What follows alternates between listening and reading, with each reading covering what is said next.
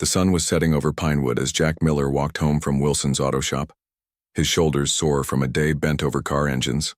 Grease stained his blue work shirt despite his best efforts to stay clean. At 35, Jack's face showed lines of worry that made him look older, but his eyes remained bright with determination. He checked his watch and quickened his pace. His 8-year-old daughter Lily would be finishing her after-school program soon, and the babysitter couldn't stay late again without extra payment. Jack's mind raced with calculations as he walked. The rent was due in 3 days. Lily needed new shoes for school. The refrigerator was making that strange noise again. His paycheck from the auto shop would cover most of it, but not all. That meant another night shift at the warehouse was necessary, which meant another night of seeing his daughter only while she slept. One day at a time, Jack whispered to himself, a mantra that had carried him through 3 years of single parenthood since Amy's death. He had promised her he would give Lily everything she needed, and he intended to keep that promise no matter how many hours he had to work. Main Street was unusually busy for a Thursday afternoon. Jack nodded to familiar faces as he passed the small businesses that made up downtown Pinewood. He had lived here his whole life, worked on most of their cars, and delivered packages to their doors on weekends when the delivery service needed extra drivers. Pinewood took care of its own, but times were tough for everyone lately. As Jack waited at the crosswalk, he noticed a well-dressed man standing on the corner across the street, looking intently at his phone. There was something out of place about him. His suit was too expensive for Pinewood, his shoes too shiny, his posture too straight. A businessman from the city, Jack guessed, probably lost on his way to somewhere more important. The light changed, and Jack stepped off the curb. That's when he heard it, the roar of an engine racing out of control. Jack turned to see a delivery truck barreling down Main Street, horn blaring continuously. The driver's side door swung open and empty, revealing there was no one controlling the vehicle. People screamed and jumped out of the way as the truck swerved erratically. Jack followed its path with his eyes and realized with horror that it was heading straight for the businessman, who was still absorbed in his phone, completely unaware of the danger. Without thinking, Jack broke into a sprint. Years of manual labor had made him strong, and fear made him fast. He calculated the distance in his mind. He wouldn't make it in time by running to the man and then getting them both out of the way. "Hey, move!" Jack shouted. But the noise of the runaway truck drowned out his voice. Jack changed angles, running diagonally across the street. The truck was perhaps 50 feet from impact. Jack pushed himself harder than he ever had before. 30 feet. 20 feet. People were shouting now. The businessman finally looked up, his eyes widening in terror as he saw the truck bearing down on him, but he seemed frozen in place. 10 feet. Jack launched himself through the air, his body becoming a human missile. He slammed into the businessman just as the truck roared past, the wind of its passage tugging at their clothes. They tumbled together onto the sidewalk, rolling in a tangle of limbs until they came to rest against the brick wall of the hardware store. For a moment, everything was confusion. Jack's ears rang from the impact. He heard the crash of the truck somewhere down the street, the screams and shouts of onlookers and the wail of approaching sirens. "Are you okay?" Jack asked, disentangling himself from the stranger and checking for injuries. His own elbow was scraped raw, and his hip throbbed where it had hit the concrete, but nothing seemed broken. The businessman sat up slowly, looking dazed. He was younger than Jack had first thought, maybe early 40s, with dark hair graying at the temples and sharp, intelligent eyes that were now wide with shock. "You saved my life," the man said simply, his voice quiet but steady. Jack shrugged, suddenly embarrassed by the attention. People were gathering around them now, asking if they needed help, offering water, calling for paramedics. "Anyone would have done it," Jack replied, but they both knew that wasn't true. Most people had run away from the danger, not toward it. "Nathan Carter," the man said, extending his hand. "And I disagree. Not anyone would have done what you just did." Jack shook his hand briefly. "Jack Miller. And really, I'm just glad you're okay. I should get going. My daughter is waiting for me." Nathan Carter looked at Jack with interest. "You have a daughter? How old?" 8, Jack said, uncomfortable with the personal question but not wanting to be rude to someone who had just nearly died. Look, the paramedics should check you out. That was a hard fall. Nathan nodded absently, still studying Jack with an intensity that was unnerving. They'll want to check you too. But I won't keep you long. As if on cue, paramedics arrived and insisted on examining them both. Jack reluctantly agreed, knowing each minute meant more money he'd have to pay the babysitter. While the paramedics checked his blood pressure, he noticed Nathan taking a photo of him with his phone. "What are you doing?" Jack asked, frowning. Nathan looked slightly embarrassed. "I apologize. I wanted to remember the man who saved my life. And your name tag." He gestured to Jack's work shirt, which still had his name stitched above the pocket. "Wilson's Auto Shop.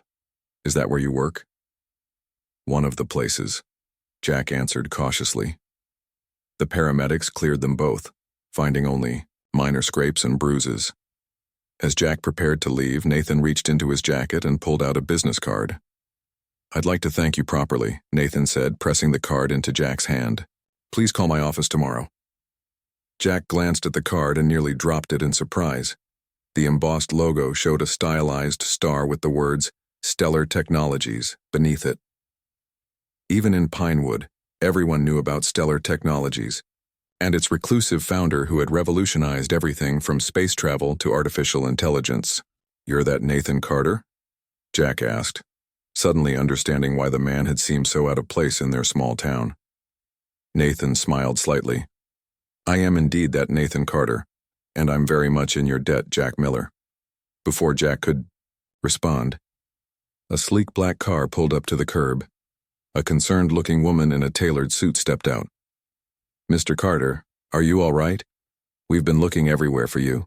"I'm fine, Diane, thanks to this gentleman," Nathan replied, nodding to Jack.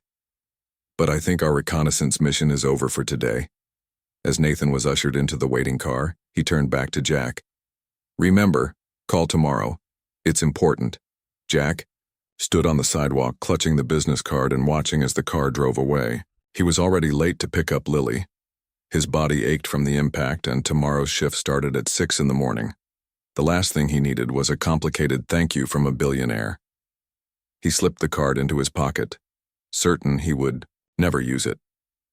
But as he hurried toward his daughter's school, Jack couldn't shake the feeling that something significant had just changed in his life, something beyond the simple act of saving a stranger from danger.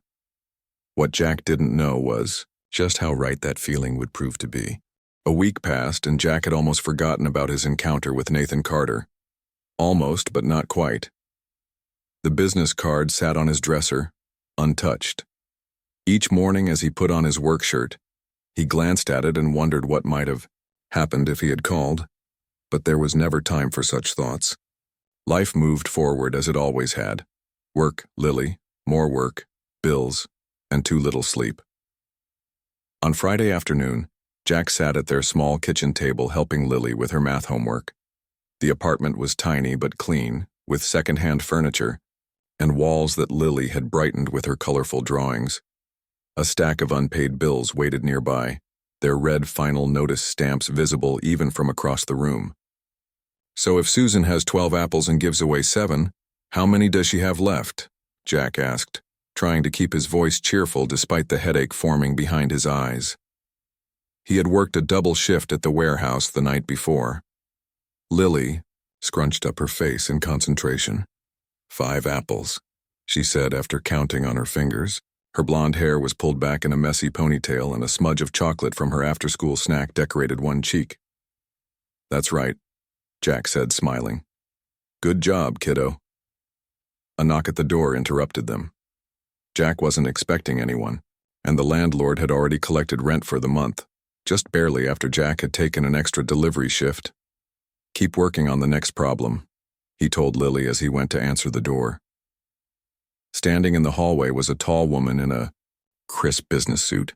Her red hair was pulled back in a professional bun, and she wore glasses with thin black frames.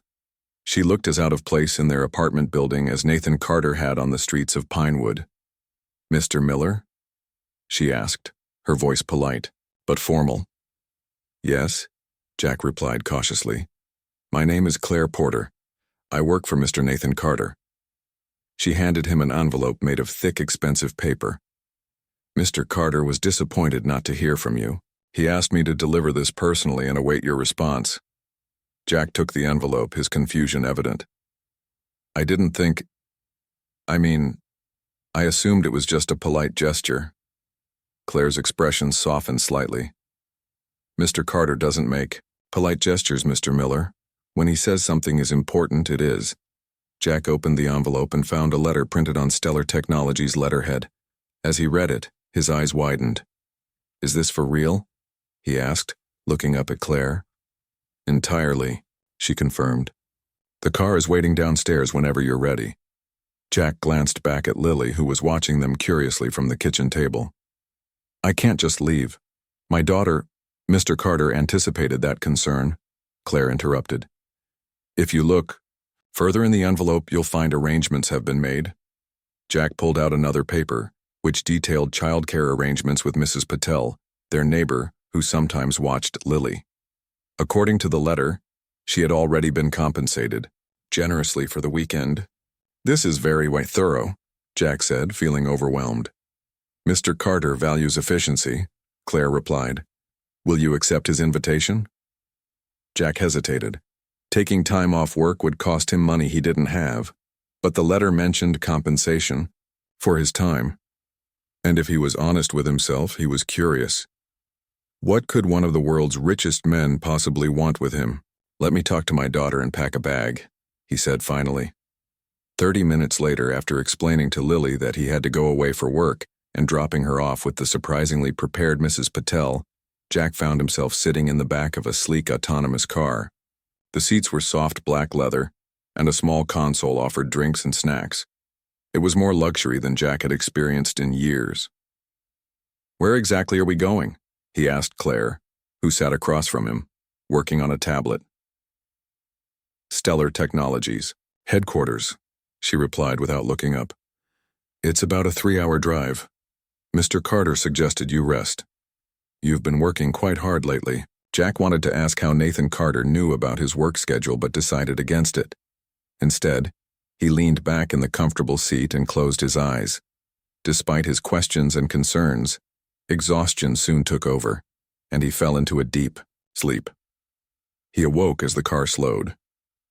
Outside the tinted windows, Jack saw a sprawling campus of sleek, modern buildings with curved walls of glass and steel. Trees and gardens filled the spaces between structures, and people in casual but expensive-looking clothes walked along winding paths. Welcome to Stellar Technologies, Claire said, as the car stopped at a security checkpoint. After passing through several layers of security, including a retinal scan that Claire assured him was standard procedure for all visitors, Jack was led into the main building. The lobby soared several stories high, with a giant model of the solar system suspended from the ceiling. Staff members glanced at Jack curiously as Claire led him to a private elevator. Mr. Carter's office is at the top, she explained as the doors closed. He's been looking forward to meeting with you again. The elevator rose swiftly and silently. When the doors opened, Jack stepped into a space that looked more like a comfortable living room than an executive office. Floor-to-ceiling windows offered a breathtaking view of mountains in the distance. Nathan Carter stood by those windows, dressed more casually than when Jack had last seen him, in jeans and a simple button-down shirt.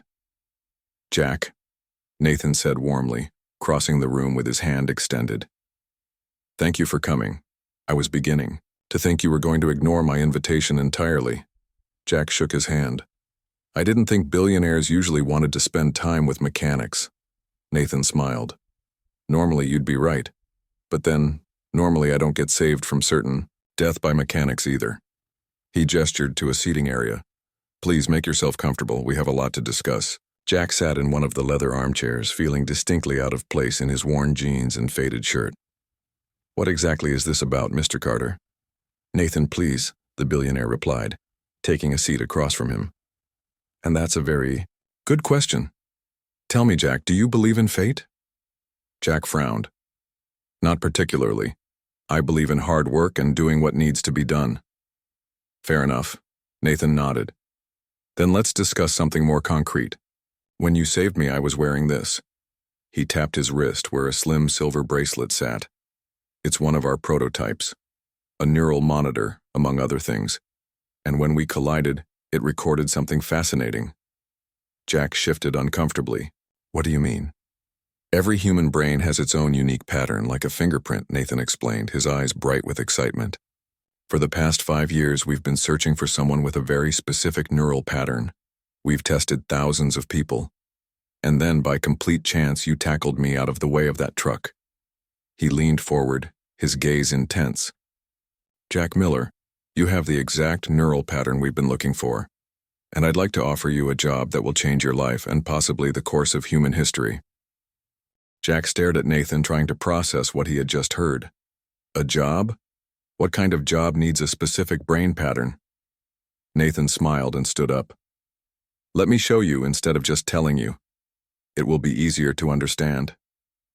He walked toward a wall that suddenly slid open, revealing a hidden elevator. This way, please. Jack followed, his curiosity overcoming his caution. The elevator descended deep below the main building. When the doors opened, they stepped into a vast, underground facility that hummed with activity. Scientists in white lab coats moved between workstations filled with equipment Jack had never seen before. Welcome to Project Horizon, Nathan said, leading Jack through the facility. What I'm about to show you is classified at the highest level. Only 37 people in the world know about this project. They stopped at a large window overlooking an enormous chamber. Inside the chamber sat what looked like a spaceship, but unlike any design Jack had ever seen. It was sleek and silver with no visible engines or thrusters. Is that what I think it is? Jack asked, his voice barely above a whisper. If you think it's a spaceship, then yes, Nathan replied. But not just any spaceship. This is the Horizon, humanity's first faster-than-light vessel. Jack turned to Nathan in disbelief. Faster than light? That's impossible. 6 years ago, I would have agreed with you, Nathan said. But then we discovered something remarkable. He guided Jack to another room filled with screens showing star maps and complex equations. 3 years ago, our deep space telescopes detected an anomaly around a planet orbiting Proxima Centauri b. At first, we thought it was a natural phenomenon. Then we realized it was a signal. A human signal. Jack frowned. That doesn't make sense. We've never sent anyone to another star system. Exactly, Nathan said, which means either someone else did or... He paused dramatically. Or what? Jack asked. Or the signal came from the future, Nathan finished. Either way, we knew we had to investigate. So we accelerated our research into theoretical physics. And we made a breakthrough. Nathan brought up a holographic display showing a complex device. We developed a drive system that can bend space-time, creating a bubble that moves the ship without the ship itself exceeding light speed. But there's a catch. The system requires a neural interface. The human brain is still more adaptable than any computer we've built. Jack began to understand. And you need someone with a specific brain pattern to operate it. Yes, Nathan nodded. We've tested thousands of candidates. The interface rejects most neural patterns, causing severe headaches at best, seizures at worst. We were beginning to think we might never find a compatible pilot. Until I knocked you down on Main Street, Jack said slowly. Until you saved my life, Nathan corrected him. The neural monitor I was wearing detected your compatibility, instantly. It was like finding a needle in a haystack the size of North America. What exactly are you offering me? Jack asked. We want you to train as our pilot, Nathan said simply. We'll pay you 5 times your current combined income. You'll have top-level medical benefits, housing on campus, and a full educational scholarship set aside for Lily. Jack's mind reeled at the figures Nathan mentioned. It was more money than he had ever imagined making. And what would I have to do? Train with the neural interface, learn to pilot the Horizon, and eventually travel to Proxima Centauri to investigate the signal, Nathan explained. Jack's heart sank.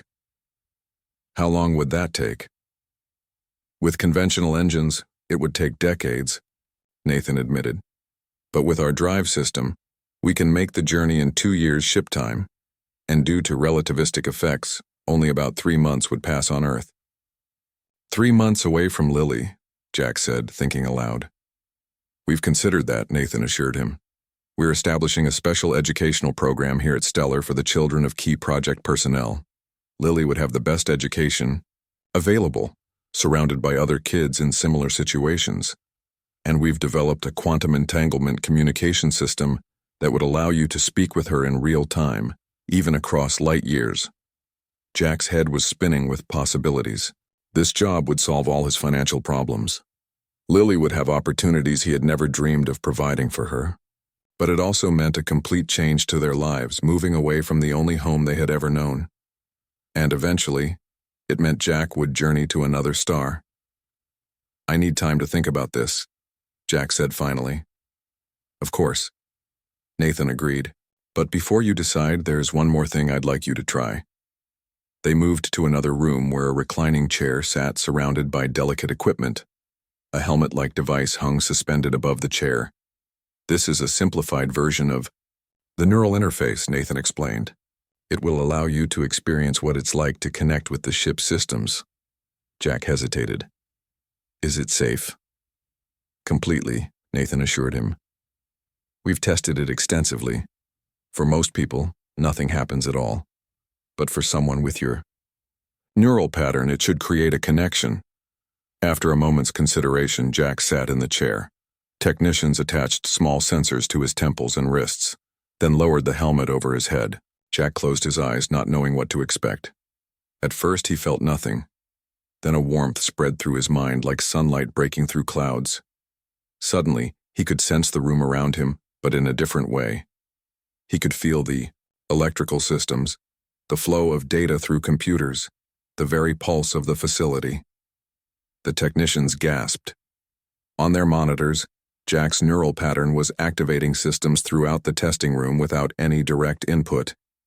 Incredible, Nathan whispered, watching as Jack intuitively navigated through complex simulations that should have taken weeks to learn. He's a natural. After 10 minutes, they removed the helmet.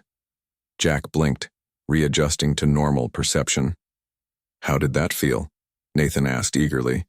It felt right, Jack said, surprised by his own answer. Like something I was meant to do? Nathan smiled broadly. That's exactly what we hoped. Your neural pattern isn't just compatible with our systems. It's optimal. You were born to pilot the horizon. Jack. For the first time, Jack allowed himself to truly consider the possibility. He thought of Lily, how her eyes lit up when she talked about space and stars. He thought about the struggle of the past 3 years, working multiple jobs just to barely survive. And he thought about the incredible chance to be part of something historic. If I agree to this, Jack said slowly, I need to know Lily will be taken care of no matter what happens to me. You have my personal guarantee, Nathan replied solemnly. Her future will be secure whether the mission succeeds or fails. Jack took a deep breath and made his decision. When do we start? 6 months passed quickly. Jack and Lily moved into a comfortable house on the Stellar Technologies campus. Their new home had 3 bedrooms, a kitchen with new appliances, and a backyard where Lily could play. It was more space than they had ever had before. For the first time in years, Jack wasn't worried about bills or working multiple jobs. Instead, he focused entirely on his training.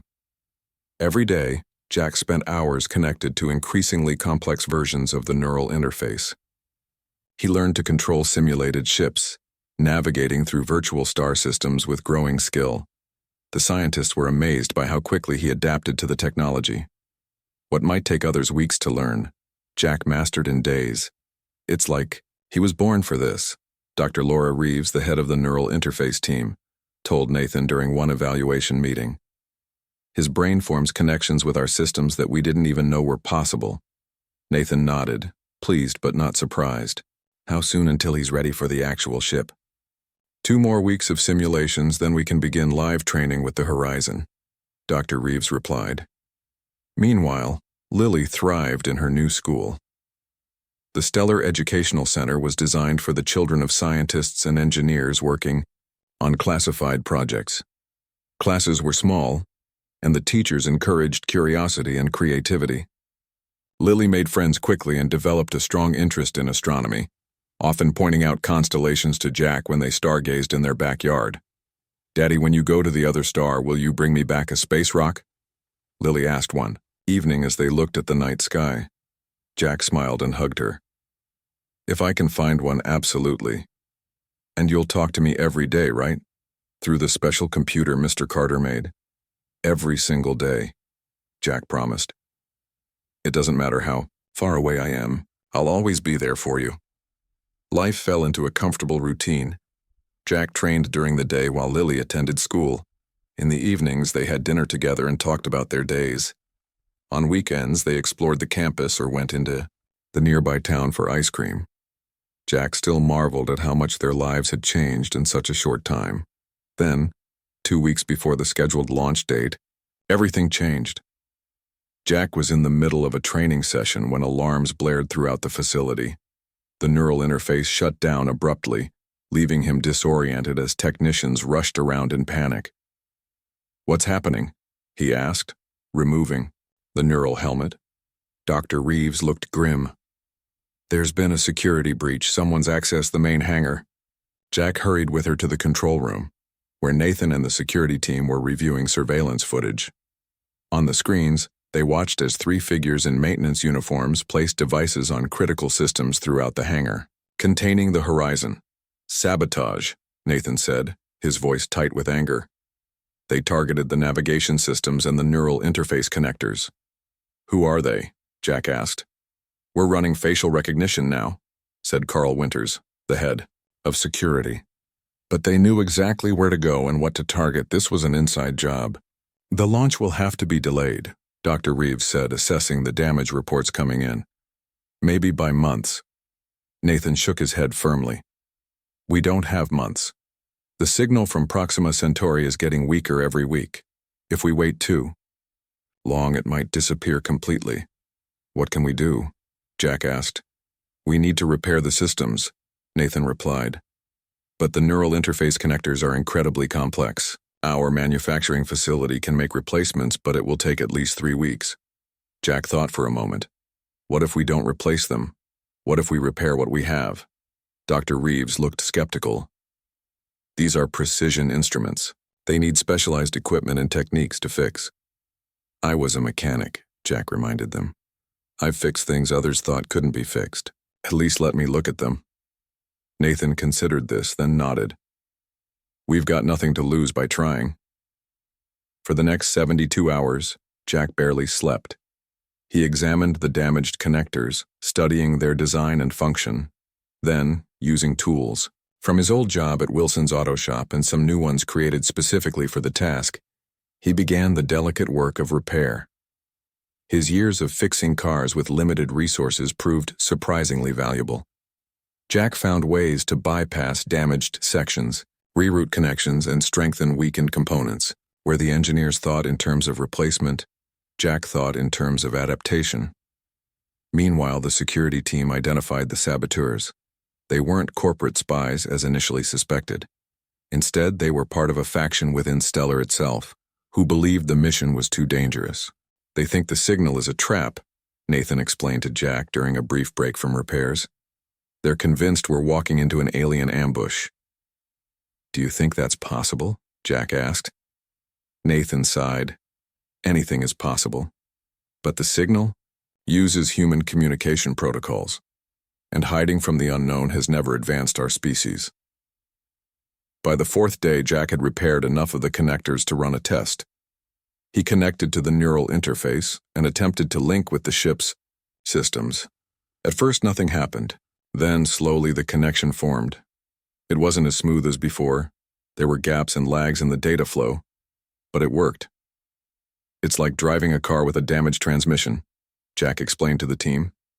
"It's not perfect, but you can still get where you're going if you're careful." Nathan was impressed. "Can you pilot the ship with this level of connection?" Jack nodded confidently. "I can make it work." The launch was rescheduled for 1 week later. Security was increased throughout the facility, with only the most trusted personnel allowed near the horizon. Jack spent every day fine-tuning his connection to the ship, learning to work around the damaged systems. The night before launch, Jack sat with Lily in their backyard, looking up at the stars one last time. "That one," he said, pointing to a faint red star barely visible to the naked eye.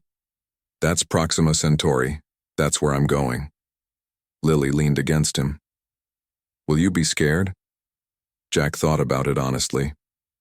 "A little. But sometimes being brave means doing something even when you're scared. Like when you saved Mr. Carter from the truck?" "Exactly like that," Jack agreed. "I was scared then too, but I did what needed to be done." Lily hugged him tightly. "I'll be brave while you're gone, I promise." Jack held his daughter, memorizing the feel of her in his arms. "I know you will. And before you know it, I'll be back with stories about another world." As they went inside, Jack glanced back at the night sky. Tomorrow he would leave Earth behind and journey farther than any human had ever gone. The thought was both terrifying and exhilarating.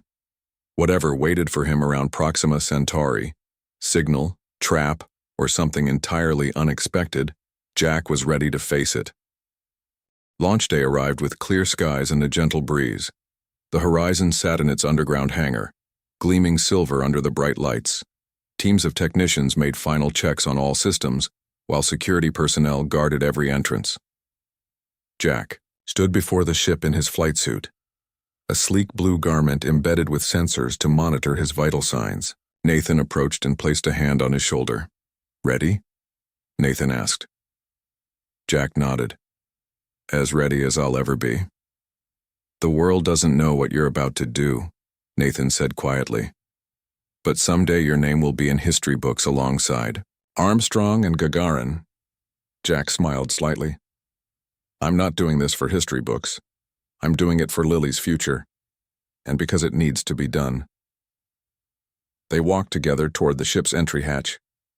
The ground crew stepped back respectfully as Jack prepared to board. Dr. Reeves waited by the neural interface chamber, ready to help Jack connect with the ship. "Remember," she said, as Jack settled into the specially designed chair at the heart of the vessel, "the damaged connectors may cause some discomfort. If it becomes too intense, use the emergency disconnect." "I'll be fine," Jack assured her, though they both knew he would endure any discomfort rather than abort the mission. Dr. Reeves attached the neural interface to Jack's flight suit and activated the system. Jack closed his eyes as his mind merged with the ship. Despite the damaged connectors, the connection felt stronger than ever. He could sense every aspect of the horizon, from its power systems to its life support. The ship became an extension of his body, responding to his thoughts as naturally as his own limbs. "Connection stable," Dr. Reeves reported after checking the monitors. "Neural sync at 93%. "That's better than our projections," Nathan said, pleased. "Jack, how does it feel?" "Good," Jack replied, his voice calm despite the rush of information flowing through his mind. "I can feel everything. The ship is ready." The ground crew completed their final checks and exited the vessel. Nathan was the last to leave, pausing at the hatch. "Godspeed, Jack," he said solemnly. "We'll be monitoring from the control room." As the hatch sealed, Jack took a deep breath. He was alone inside the ship, but through the neural interface, he could sense the activity in the launch facility. Technicians moved to their stations. The massive underground doors above the ship began to open, revealing a slice of blue sky. "Horizon, this is Control," came a voice through the communication system. "Launch sequence initiated. T-5 minutes." Jack didn't need to reply verbally. Through the neural interface, he sent confirmation that all ship systems were ready. The countdown proceeded smoothly, each milestone passing without incident. T-10 seconds. 9. 8. Jack thought of Lily, watching from the observation room with her new friends and teachers. He had promised to speak with her once the ship reached orbit. 3, 2, 1. Ignition. The horizon rose silently from its underground hangar, powered not by conventional rockets but by the gravity manipulation technology at the heart of its faster-than-light drive. To observers on the ground, it appeared to float upward like a soap bubble accelerating with impossible smoothness. Inside, Jack felt the gentle pressure of acceleration. Through the ship's sensors, he watched Earth grow smaller beneath him. The blue atmosphere thinned and gave way to the blackness of space. Within minutes, the Horizon had achieved orbit. "Control, this is Horizon," Jack said, speaking aloud for the benefit of the mission team. "Orbit achieved, all systems nominal." Cheers erupted in the control room. On the observation screens, the Horizon appeared as a silver point of light against the backdrop of stars. "Excellent work, Jack," Nathan responded. "We're receiving all telemetry. You're clear to establish communication with Lily before the next phase." A separate screen activated inside the ship, showing Lily's face. Her eyes were wide with excitement. "Daddy, you're in space," she exclaimed. Jack smiled. "I am. Can you see the ship from where you are?" Lily nodded enthusiastically. "Mr. Carter showed me on the big screen. You looked like a shooting star going up." "I'll be the fastest shooting star ever soon," Jack told her. "Once I activate the FTL drive." They talked for several minutes, Lily asking questions about how the ship worked and what space looked like. Jack answered patiently, treasuring these moments. "I have to go now," he said eventually. "It's time for the big jump." "I know," Lily said, suddenly serious. "Mr. Carter explained that we can still talk every day using the quantum thing, even though you'll be super far away." "That's right," Jack confirmed. "I'll call you right after I arrive at Proxima Centauri." "I love you, Daddy.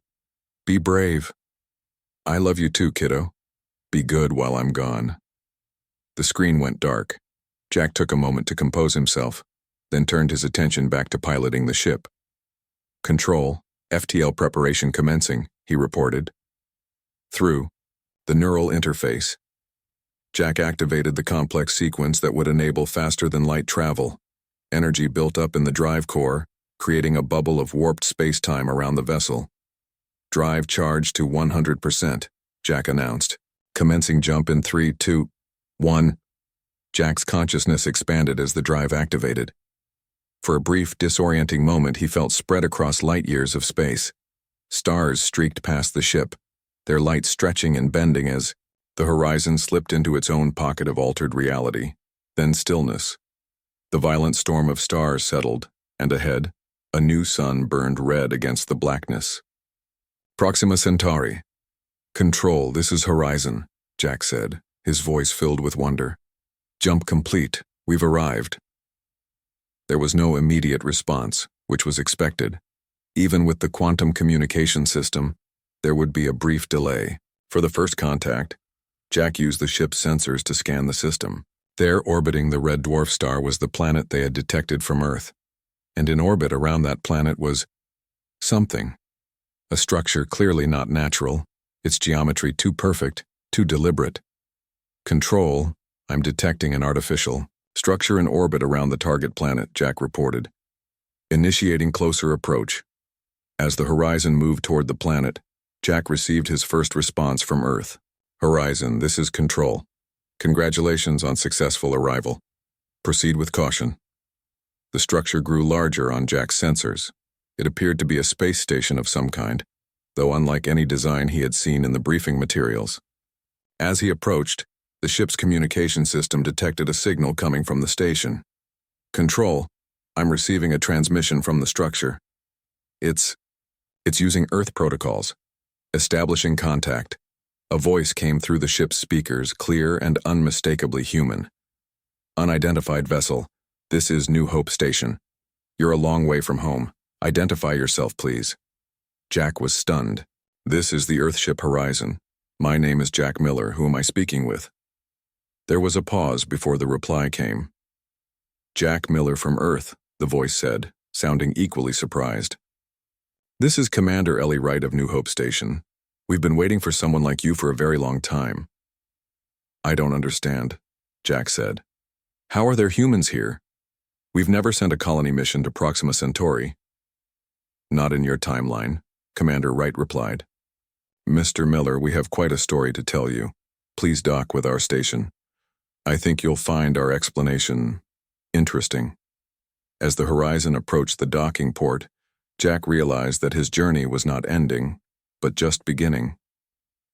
Whatever waited for him aboard that station would change not just his life, but the future of humanity itself.